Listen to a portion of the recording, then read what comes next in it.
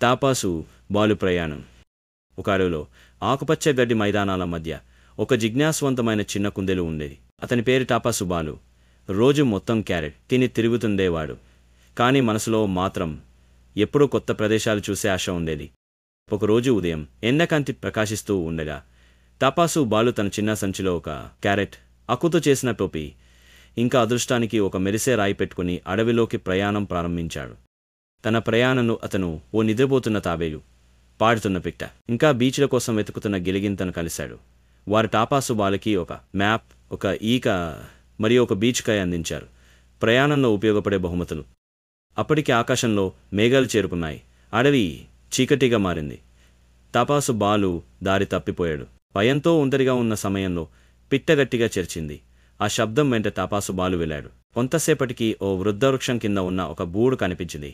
అక్కడికే వెళ్ళి విశ్రాంతి తీసుకున్నాడు. ఆ రాత్రి టాపాసు బాలు ఓ గొప్ప సాహసం చేసిన అనుభూతితో హాయిగా నిద్రపోయాడు. ఆయన ప్రయాణం అక్కడే ఆగలేదు. అది మొదటి అడుగు మాత్రమే.